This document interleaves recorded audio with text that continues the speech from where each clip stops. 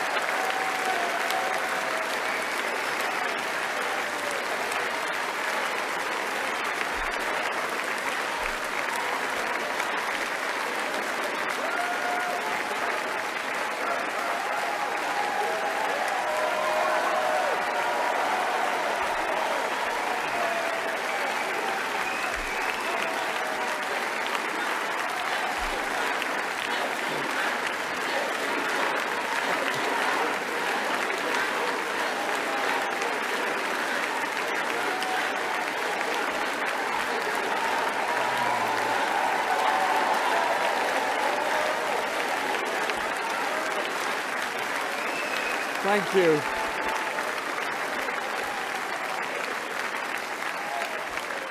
Thank you. Thank you so much for that welcome and that introduction. This hall is absolutely packed here today in Liverpool, and we've even got an overspill down the road. I want to say thank you to everyone that's here today.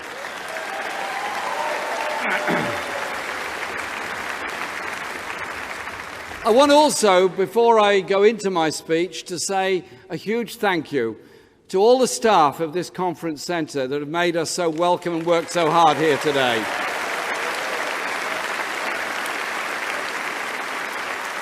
I want to say thank you to all of our Labour Party staff for all the huge work they've put in for this conference today and all the other days.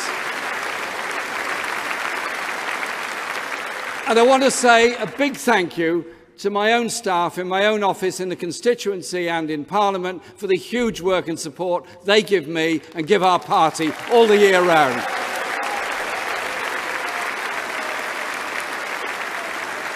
But I've got to slightly correct myself, because I did say the hall is completely packed. Well, I got a message on the way in from Virgin Trains. They have assured me there are 800 empty seats in the hall.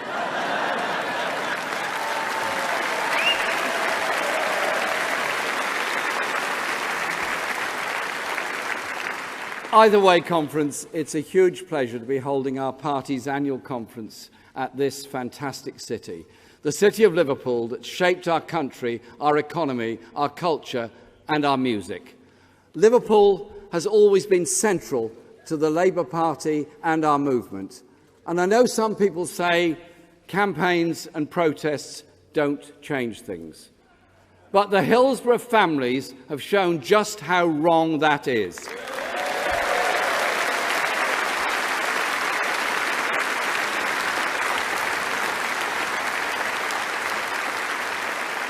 It's taken 27 years, but those families have shown with great courage and dignity, finally, that you can get truth and justice for the 96 who died. I want to pay tribute to all of the families and campaigners for their solidarity, their commitment and their love. Thank you.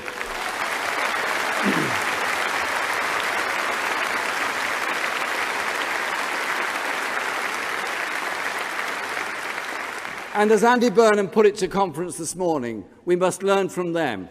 And we promise those campaigning for justice, for Orgreave, for Shrewsbury, for the thousands of workers blacklisted for being trade unionists, we will support your battles for truth and justice. And when we return to government, we will make sure you have both.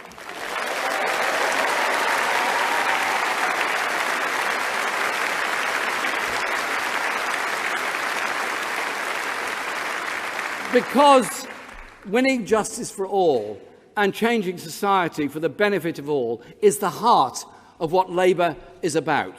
So yes, our party is about campaigning and it's about protest too. But most of all, it's about winning power in local and national government to deliver the real change our country so desperately needs.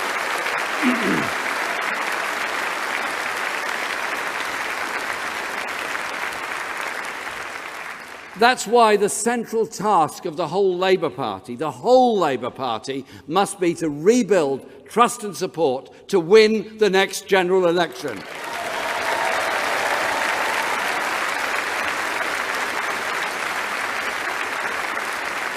And form the next government. That is the government I'm determined to lead to win power for change for Britain for the benefit of working people. But every one of us in this hall today knows that we will only get there if we work together. And I think it's fair to say, after what we've been through these past few months, it hasn't always been exactly the case. Those months have been a testing time for the whole party. First, the horrific murder of Joe Cox, followed by the shock of the referendum results, and then the tipping over of divisions in Parliament into the leadership contest that ended last Saturday.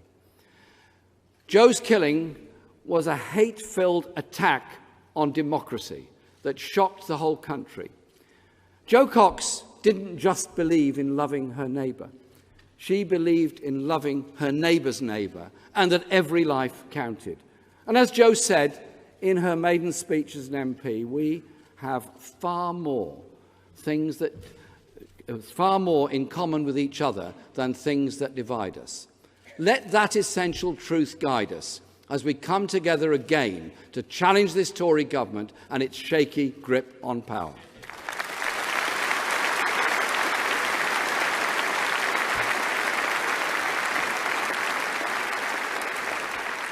In Joe's memory, thanks for everything she did, and thanks to her family and all her close friends for all they've been through and the solidarity they've shown together, so we may all learn from her life.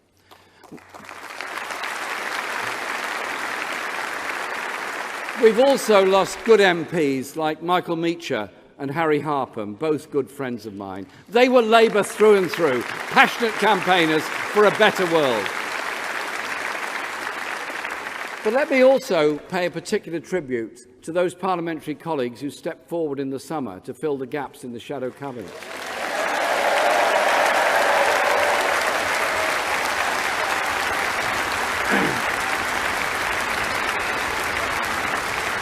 and ensure that Labour could function as an effective opposition in Parliament. They actually didn't seek office, but they stepped up when their party, and in fact the country, needed them to serve. They all deserve the respect and gratitude of our party and movement, and this conference should thank them today. They are our future.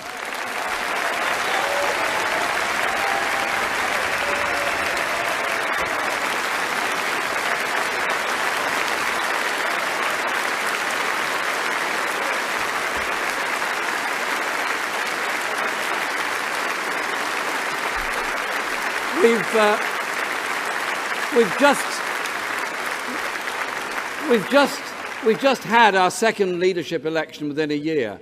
It had its fraught moments, of course, not only for Owen Smith and me, and I hope we don't make a habit of it. But there have also been some upsides to it. Over 150,000 new members have joined our party. Young rising stars have shone on the front bench, and we found that the party is more united on policy than we would ever have guessed. I'm honoured, deeply honoured, to have been re-elected by our party a second time with an even bigger mandate.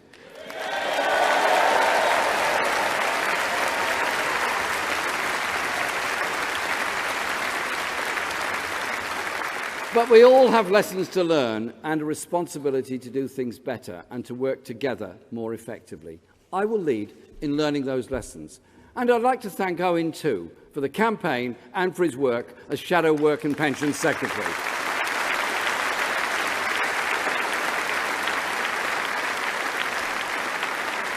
And also, of course, to the Labour Party staff, our own teams, and the brilliant teams that support all of our members of Parliament and our party around the country. One lesson is that there is a responsibility on all of us to take care with our rhetoric. Respect democratic decisions, respect our differences, and respect each other. We know that robust debate has at times spilled over into abuse and hate around our country, including misogyny and anti-Semitism, especially on social media. Let me make it clear, that is utterly unacceptable. Our party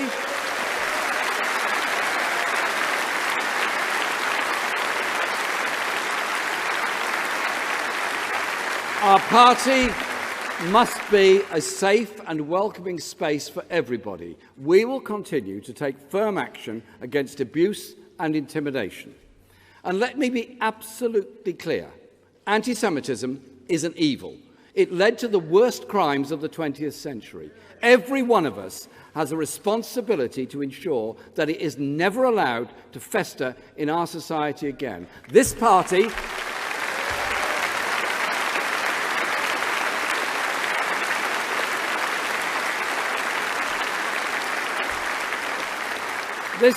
always has and always will fight against prejudice and hatred of Jewish people with every breath in our body.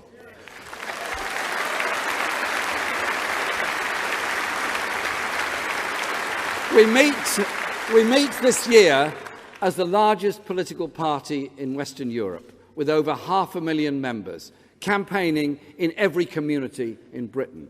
More people have joined our party in the last 20 months than in the previous 20 years.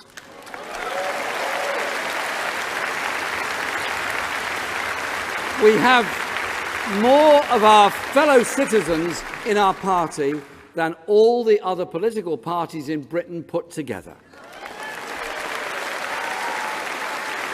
Some may see this as a threat, but I see it as a vast democratic resource. Our hugely increased membership is part of a movement that can take Labour's message into every community and win support for the election of a Labour government.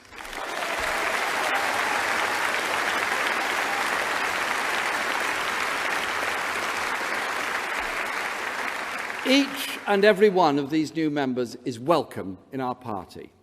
And after a 10-year absence, we welcome back the Fire Brigades Union into our party and to our conference.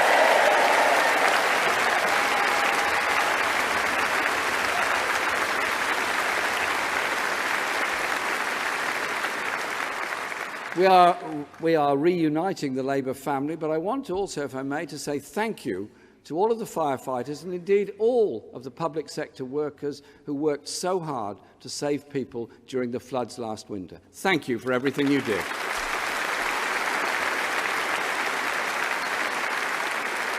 And over the past year, we've shown what Labour can do when the party stands together.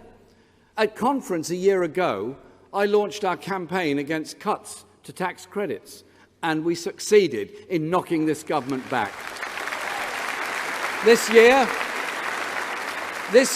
3 million families are over £1,000 better off because Labour stood together. In the budget, the government tried to take away billions from disabled people, but we defeated them on that.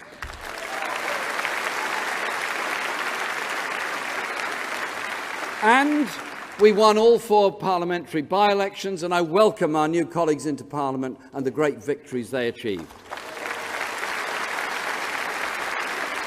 In the May elections, we overtook the Tories to become the largest party nationally.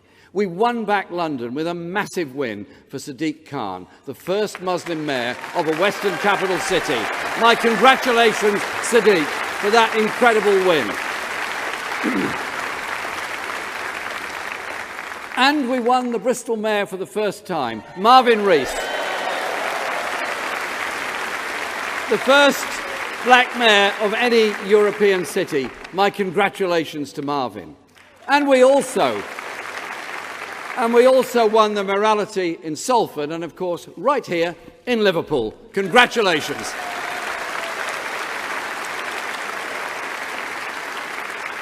That's the road of advance we have to return to if we're going to challenge the Tories for power and turn the huge growth in the Labour Party into electoral support we need right across Britain.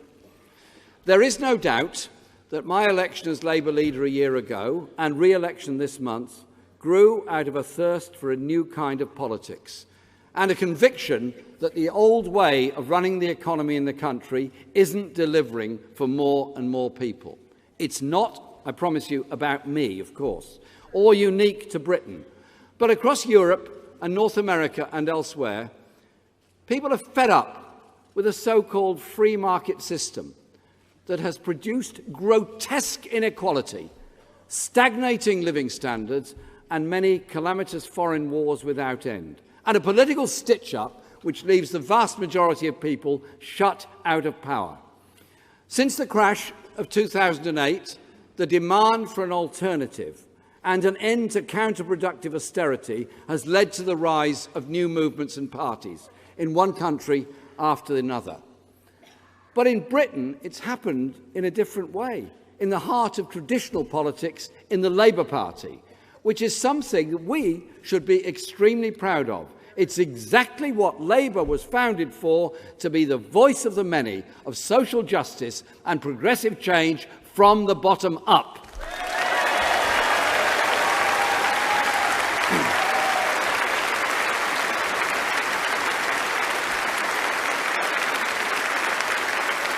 But it also means it's no good harking back to the tired old economic and political fixes of 20 and 30 years ago, because they won't work anymore. The old model is broken. We're in a new era that demands a politics and economics that meets the needs of our own time. Actually, even Theresa May gets it, sort of, that people want change. That's why she stood on the steps of Downing Street and talked about the inequalities and burning injustice in today's Britain. Well, she said it. In fact, she promised a country that works not for a privileged few, but for every one of us. But even if she manages to talk the talk, there are problems about walking the walk. This isn't a new government. It's David Cameron's government repackaged with progressive slogans, but with a new, harsh, right-wing edge, taking the country backwards and dithering before the historic challenges of Brexit.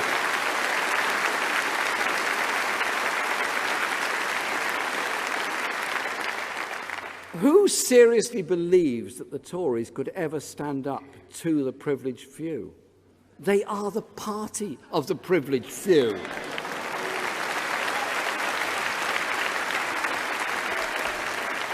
Funded by the privileged few, for the benefit of the privileged few.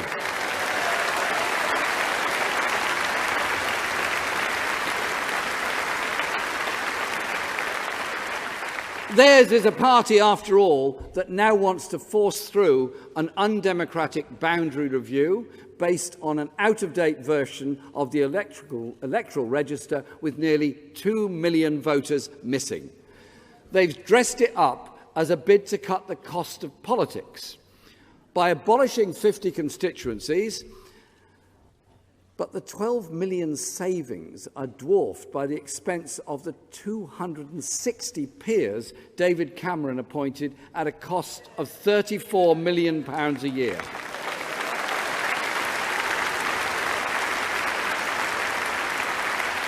It's nothing more than a cynical attempt to gerrymander the next election.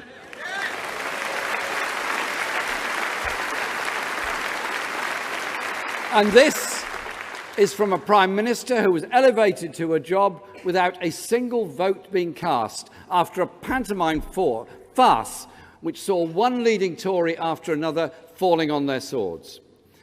When I meet Theresa May across the dispatch box, I know that only one of us has been elected to the office they hold by the votes of 1/3 of a million people.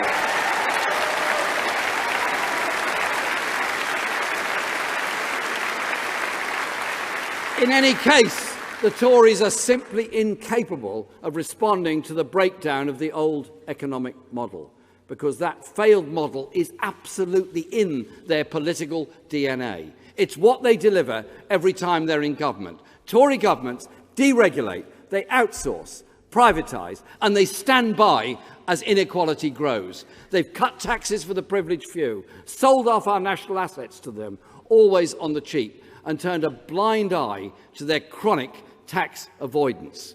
They're so committed to the interests of the very richest, they've recruited Sir Philip Green into government as something called an efficiency czar.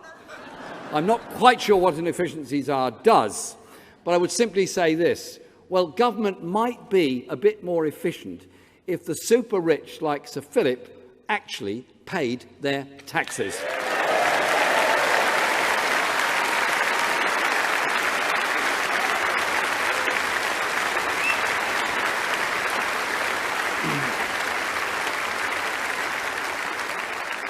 When government steps back, there are consequences for every one of us. Look what's happened to housing under the Tories. House building has fallen to the lowest level since the 1920s, nearly a century ago. Home ownership is falling as more people are priced out of the market. Evictions and, disgracefully, homelessness and rough sleeping go up month after month, year after year. Council homes are being sold off without being replaced. And another consequence of that is that we, all of us, are paying over £9 billion a year to private landlords in housing benefit to pay the rent. Instead of spending public money on building council housing, we're subsidising private landlords. That's wasteful, inefficient and, frankly, poor government.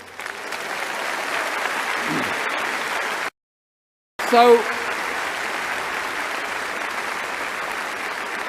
Labour will, as Theresa Pearce said, build over 1 million new homes, at least half of them council homes. And we will control private rents so we can give every British family that basic human right, a decent home.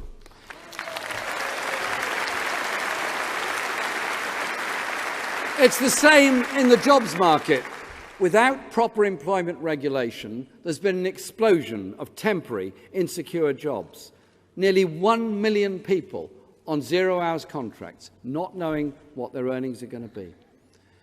There are now 6 million working people earning less than the living wage, and the poverty amongst those in work is at record levels. That didn't happen by accident. The Tories have torn up employment rights and deliberately tried to weaken the organisations that get people justice at work, the trade unions.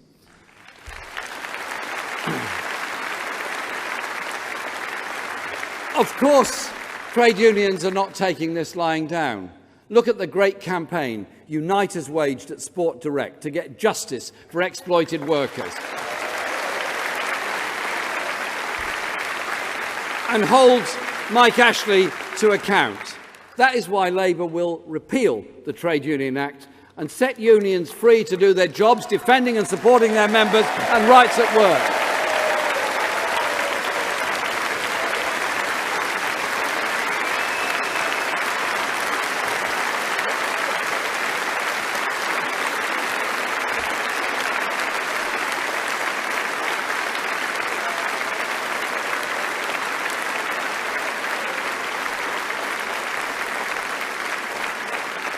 And we will raise the minimum wage to a real living wage that brings working people out of poverty and will ban zero-hours contracts. As John McDonnell, our Shadow Chancellor, and Ian Lavery set this out very clearly at conference this week. And then there's the scandal of the privatised railways. More public subsidy than under the days of British Rail. All going to private firms, and more delays, more cancellations, and on top of that, the highest fares in Europe. That's why the great majority of British people back Labour's plan, set out so well by Andy McDonnell this week, to take the railways back into public ownership.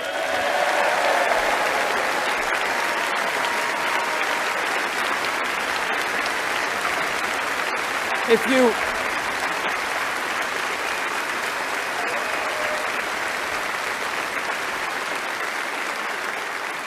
But if you want the most spectacular example of what happens when government steps back, the global banking crash is an object lesson.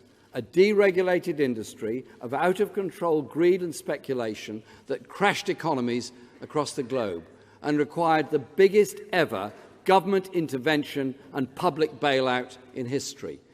Millions of ordinary families paid the price of that failure. I pledge that Labour will never let a few reckless bankers wreck our economy again.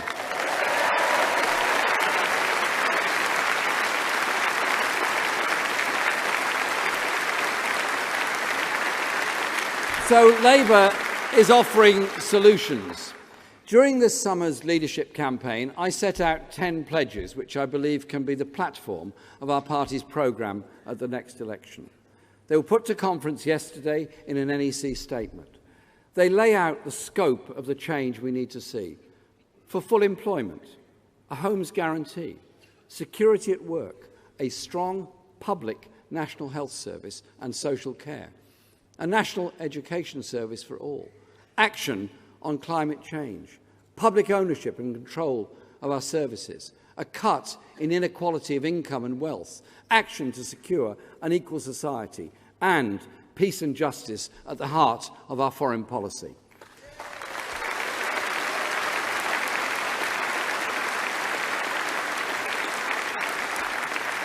Don't worry, conference, they're not the 10 commandments. I haven't come down from the mountain with them.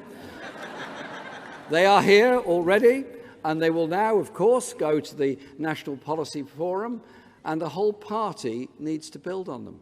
All our brilliant members have ideas, imagination, inspiration. We want to hear them. We want them to help in refining those policies. And above all, take them out to the people of this country. Take them out so that we get support on them. But those 10 pledges, the core of the platform which I was re-elected, will now form the framework of what Labour will campaign for and for what a Labour government will do.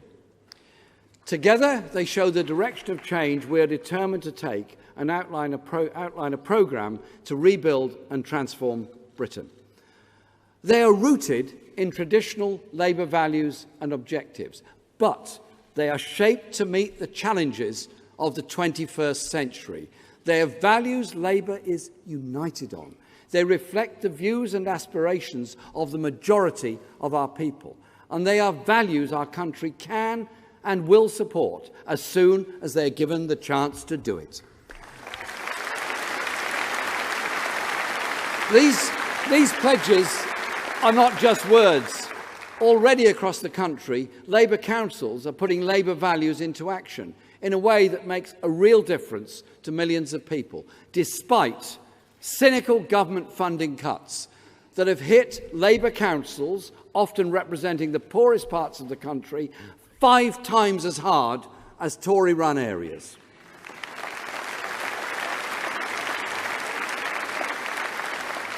Good examples like Nottingham City Council setting up the not-for-profit Robin Hood Energy Company to provide affordable energy.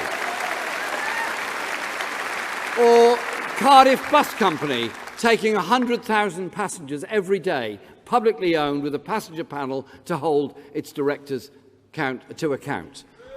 Or Preston Council working to favour local procurement and keep money in the town. Or Newcastle Council providing free Wi-Fi in 69 public buildings across the city.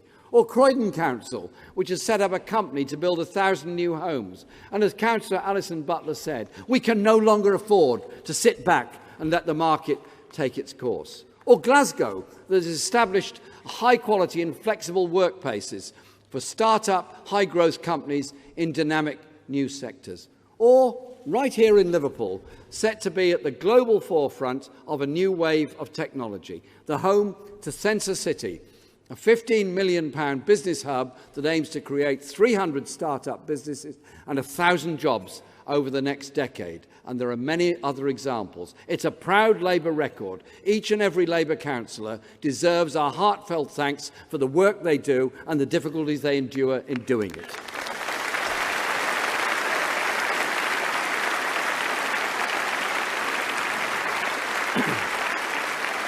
But I want to go further, because we want local government to go further and put public enterprise back into the heart of our economy and services to meet the needs of local communities.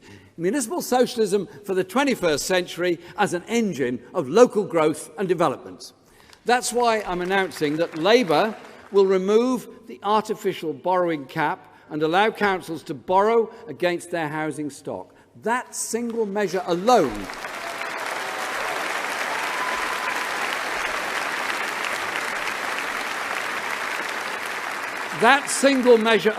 would allow them to build an extra 12,000 council homes a year.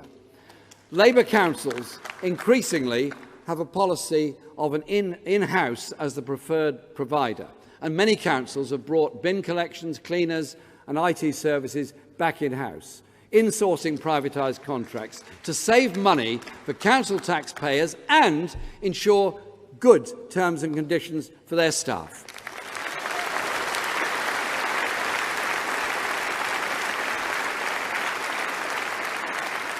I have said that Labour will put security at work and employment and union rights from day one centre stage. But 1 in 6 workers in Britain are now self-employed. They're right to value their independence, but for too many it comes with insecurity and a woeful lack of rights. So we will review arrangements for self-employed people, including social security that self-employed people pay for in their taxes, yet aren't fully covered by it. We will ensure that successful innovators have access to the finance necessary to take their ideas to the next level, grow their businesses and generate employment. So as part of our Workplace 2020 review, we will make sure that our tax and social security arrangements are fit for the 21st century, consulting with self-employed workers and the Federation of Small Businesses.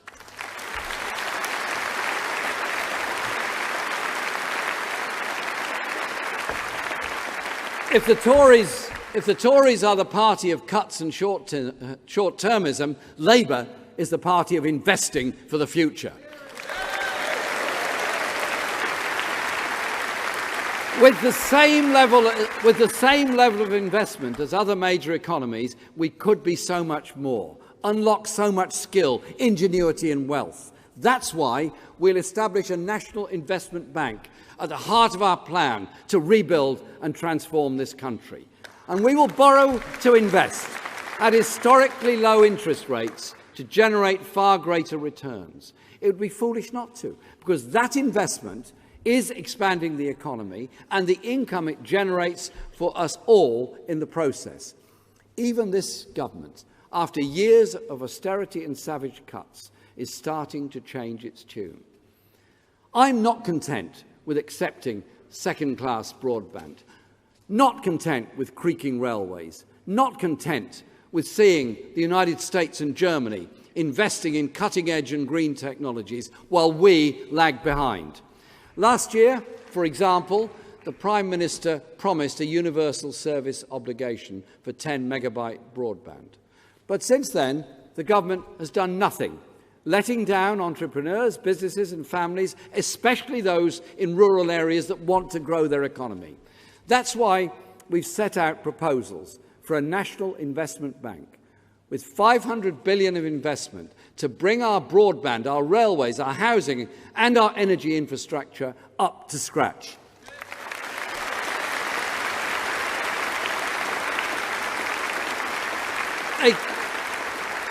A country that doesn't invest is a country that has given up, that has taken the path of managed decline. A Labour government will never accept second best for this country.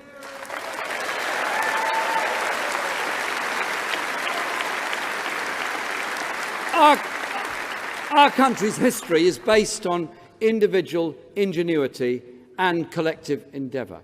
We're the country of Ada Lovelace, Alan Turing, Tim Berners-Lee, Azambard Kingdom Brunel, Sarah Guppy, George Stephenson, Eric Laithwaite, brilliant people that made so much and developed so much. But the Tories have turned their back on this proud British tradition. They've put privatisation and cutting spending first. Britain now spends less on research as a share of national income than France, Germany, the US and China. A Labour government will bring research and development up to 3% of GDP.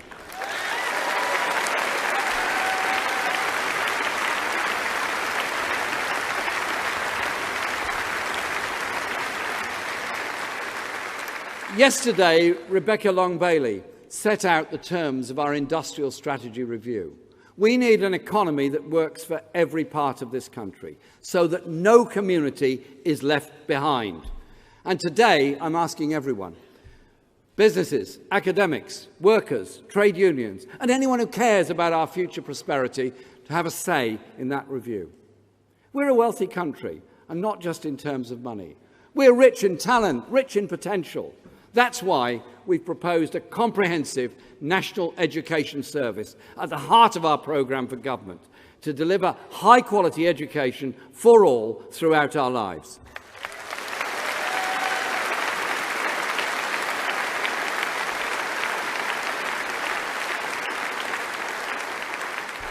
Education has always been a core Labour value.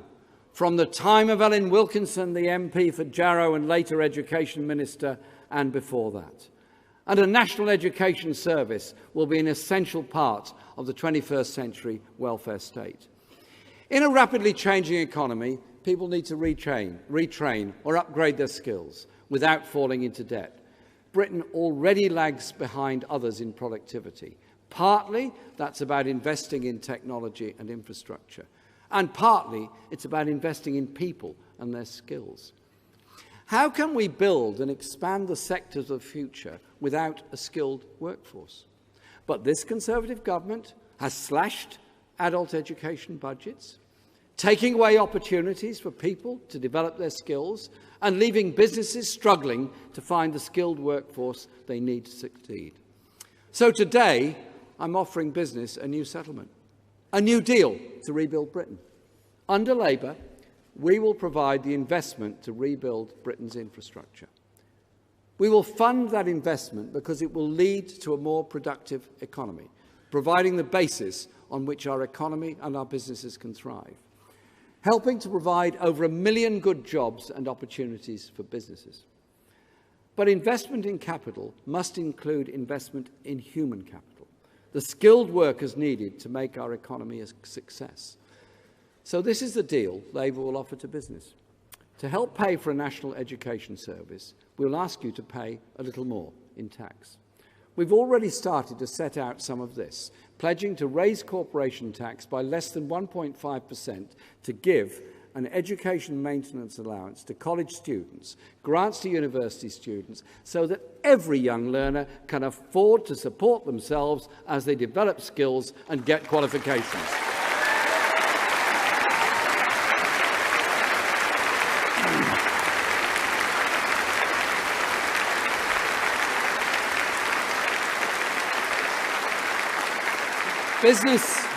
Business shares in economic success, and it must contribute to it too. And I recognise that good businesses deserve a level playing field. So I also pledge to good businesses that we will clamp down on those that dodge their taxes. You should not be undercut by those that don't play by the rules.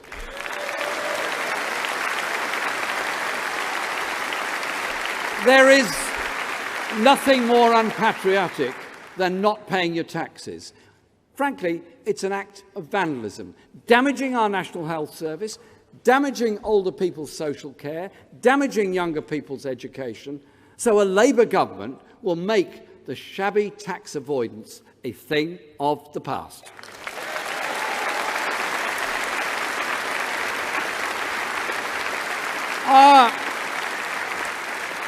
Our National Education Service is going to be every bit as vital as our National Health Service has become. And we recognise that education isn't simply about preparing for the workplace.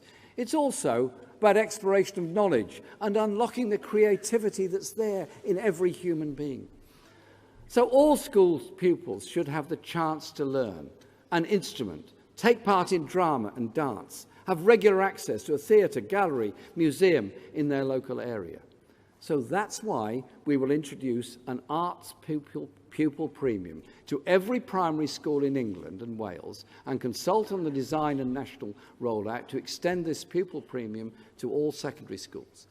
This will be a 160 million boost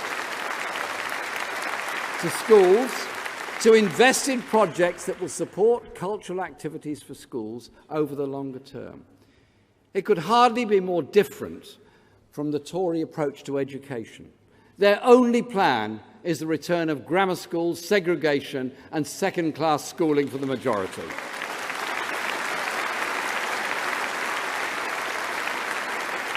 And what a great job Angela Rayner is doing in opposing them in this.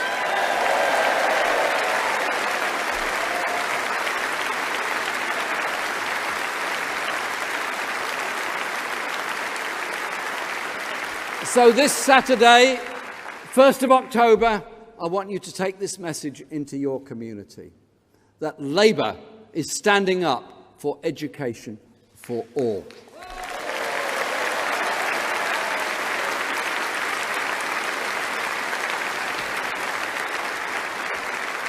Grammar schools are not the only way the Tories are bringing division back into our society. They're also using the tried and tested tricks of demonising and scapegoating to distract from their failures. Whether it's single mothers, unemployed people, disabled people or migrants, Tory failure is always someone else's fault.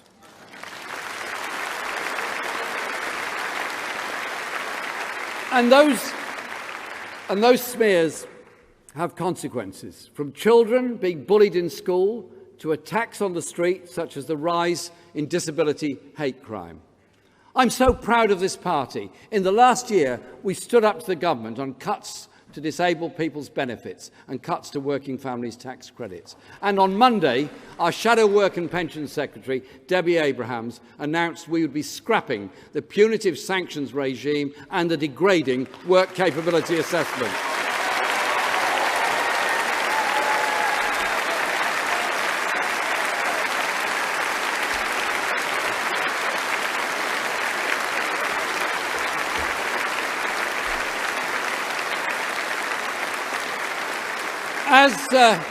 As politicians, as political activists, as citizens, we have zero tolerance towards those who whip up hate and division. Stand together against racism, Islamophobia and anti-Semitism, and defend those being demonised.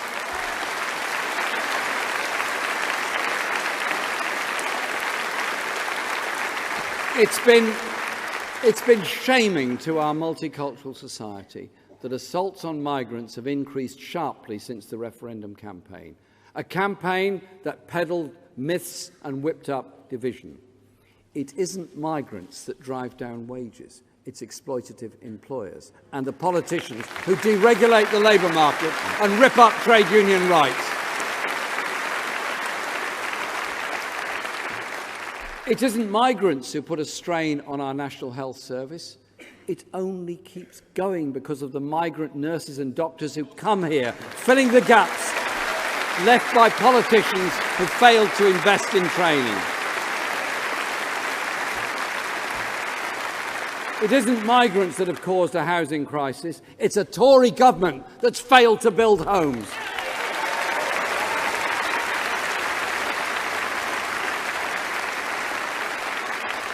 Immigration can certainly put extra pressure on services. That's why, under Gordon Brown, Labour set up the Migrant Impact Fund to provide extra funding to communities that have the largest rises in populations. Good plan. Very effective. What did the Tories do? They abolished it. Then they demonise the migrants for putting pressure on services. A Labour government will not offer false promises on immigration, as the Tories have done.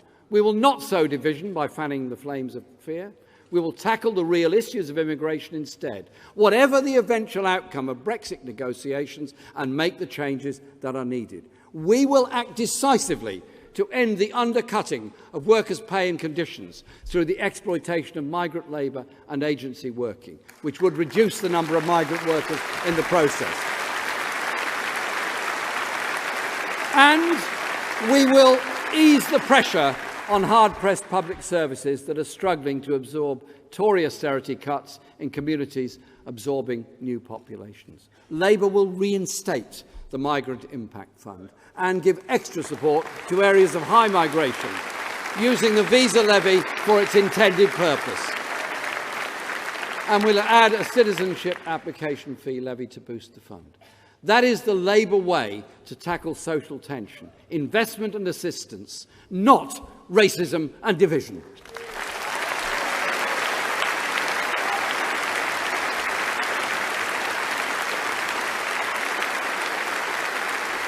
This party campaigned hard to remain in the European Union, and I spoke at rallies from Cornwall to Aberdeen for our Labour campaign to remain and reform. But although most Labour voters backed us, we did not convince millions of natural Labour voters, especially in those parts of the country left behind. Left behind by years of neglect, underinvestment and deindustrialisation. Now we have to face the future together.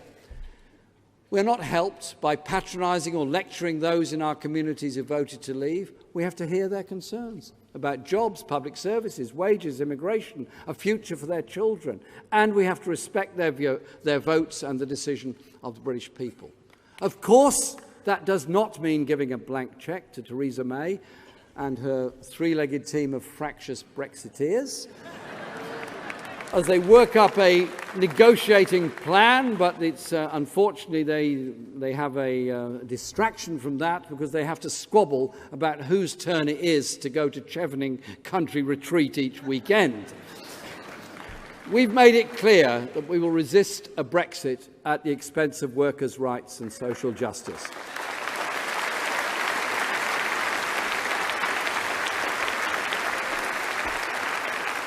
We've set out our red lines on employment, environmental and social protection, and on access to the European market. But we will also be pressing our own Brexit agenda, including the freedom to intervene in our own industries like steel, without the obligation to liberalise or privatise public services. And building a new relationship with Europe based on cooperation and internationalism. And as Europe faces the impact of a refugee crisis fuelled by wars across the Middle East, we have to face the role that repeated military interventions by British and other governments have played in that crisis. The Chilcot report made absolutely clear the lessons to be learned from the disastrous invasion and occupation of Iraq, just as this month, the Foreign Affairs Select Committee report into the war in Libya demonstrated. Those lessons have still to be learned a decade later. The consequences of those wars have been a spread of terrorism and sectarianism and violence across an arc of conflict that has displaced millions of people, forcing them from their countries. That's why I believe it was right to apologise on behalf of the party for the Iraq war. Right to say that we learned the lessons.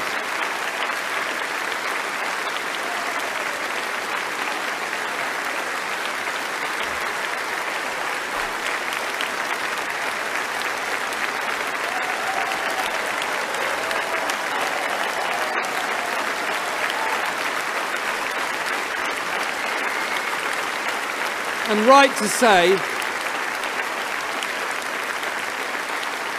right to say that such a catastrophe must never be allowed to happen again. We need a foreign policy based on peace, justice and human rights. And I tell you this today, what great news it is to hear the peace treaty that's been agreed in Colombia after 50 years of devastating war.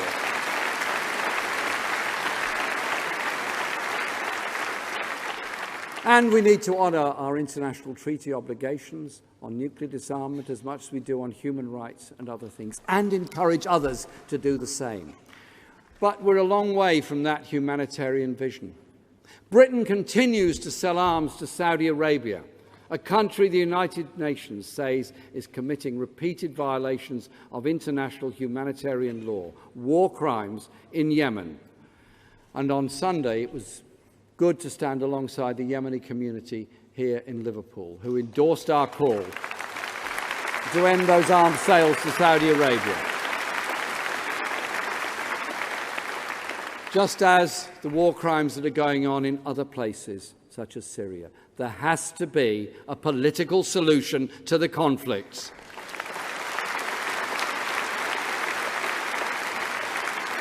So today I make it clear that under a Labour government, when there are credible reports of human rights abuses or war crimes being committed, British arms sales will be suspended, starting with Saudi Arabia.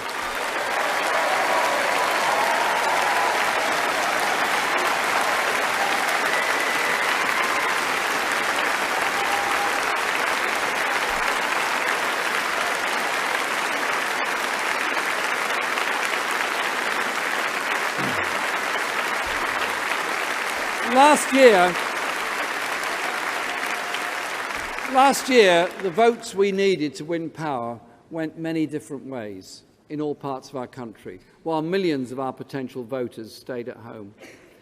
Many didn't believe that we offered an alternative that they wanted. It's true, there is an electoral mountain to climb. But if we focus everything on the needs and aspirations of middle and lower income voters, of ordinary families, if we demonstrate we've got a viable alternative to the government's failed economic policies, I'm convinced, absolutely convinced, we can build the electoral support that can beat the Tories. This means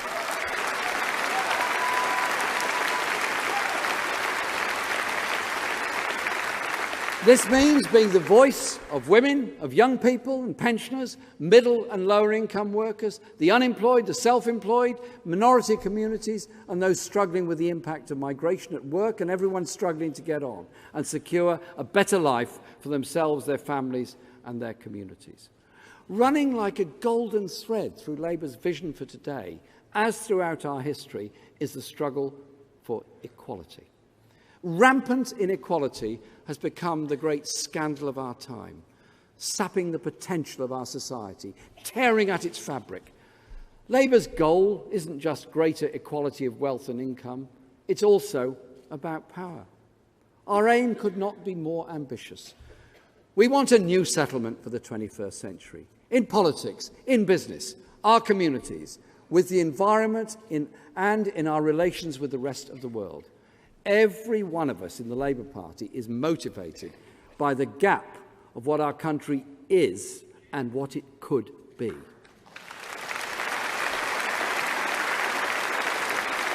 We know that in the 6th largest economy in the world, the food banks, stunted life chances and growing poverty alongside wealth on an undreamt of scale are a mark of a shameful and totally unnecessary failure.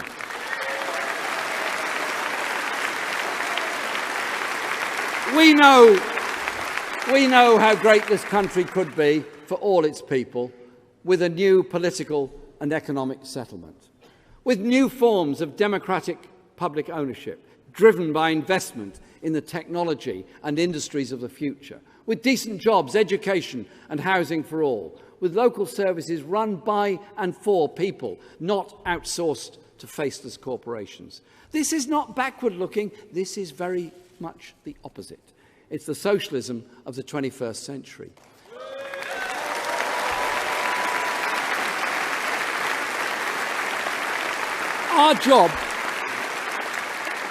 Our job is now to win over the unconvinced of our vision.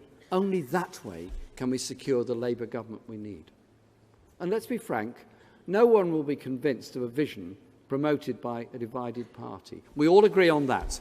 So I ask each and every one of you to accept the decision of the members, end the trench warfare and work together to take on the Tories.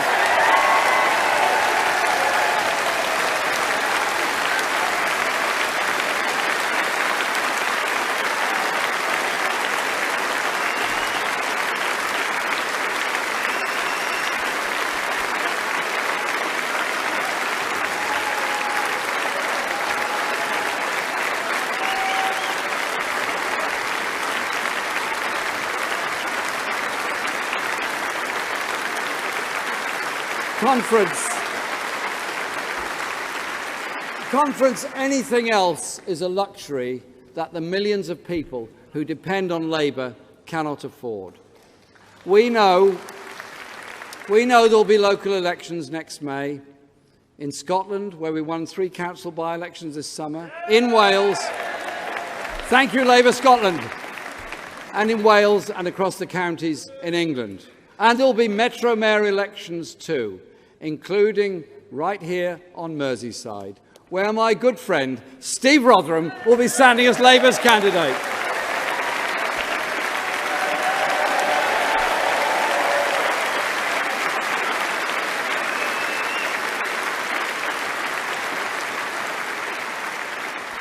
Steve, best of luck. I'll miss your comradeship, your humour, your criticism, and your wonderful support.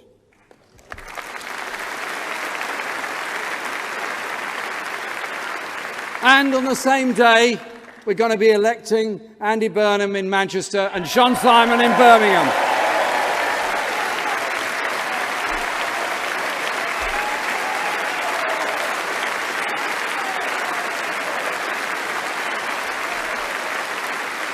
Three big Labour victories on the same day. Are we agreed on that?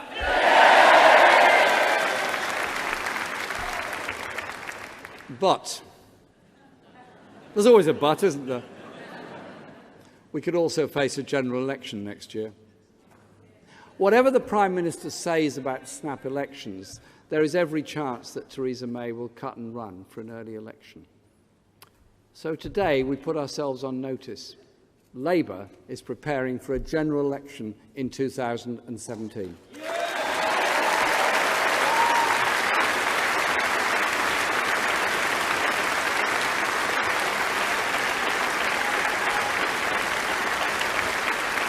And we hope and expect all our members to support our campaign. We will be ready for the challenge whenever it comes.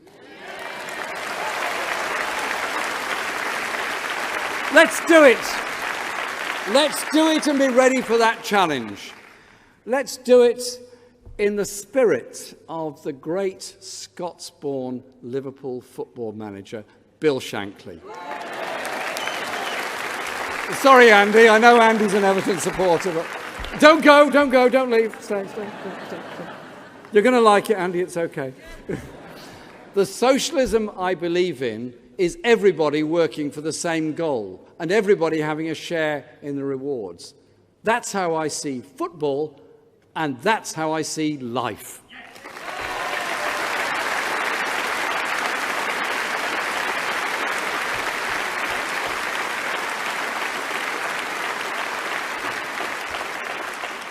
We're not all Bill Shanklys. Each of us comes to our socialism from our own experiences. Mine was shaped by my mum and dad, a teacher and an engineer, both very committed socialists and peace campaigners. My mum's inspiration was to encourage girls to believe they could achieve anything in their lives. And I've met some of the pupils she taught. She inspired so many girls to take up science and engineering because of her example. And in my experience, working as a volunteer teacher in Jamaica when I was a young man taught me so much about the strength of communities, living in adversity and showing the most amazing solidarity to each other in poverty and in remote communities, and determined to achieve something collectively good for their entire community.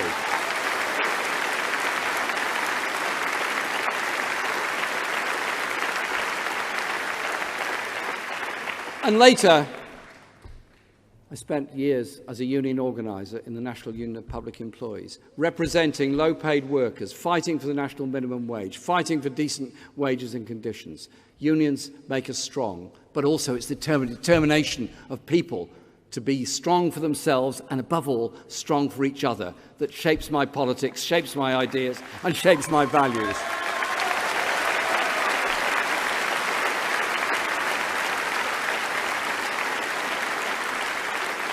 As the great American poet Langston Hughes put it, I see that my own hands can make the world that's in my mind.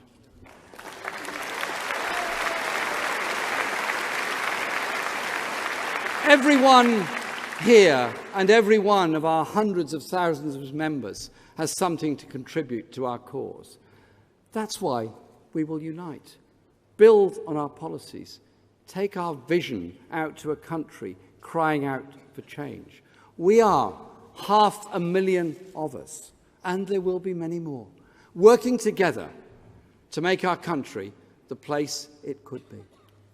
Conference, united, we can shape the future and build a fairer Britain in a peaceful world. Thank you.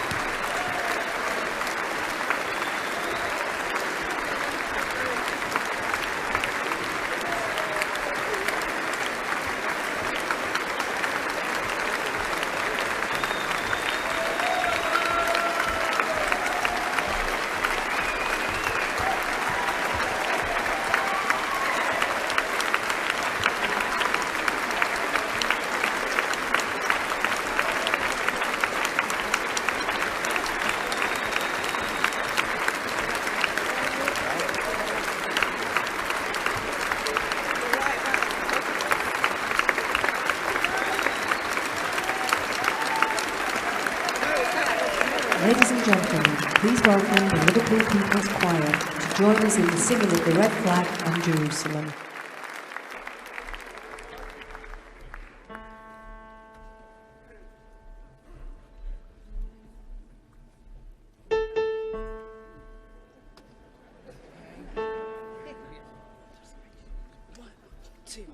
The people's flag is deepest red, it's shrouded of the martyrs dead, and their limbs grew stiff and cold, their hearts blood dyed its every fold. So raise the scarlet standard high, beneath its shade we'll live or die, though cowards flinch and traitors steal.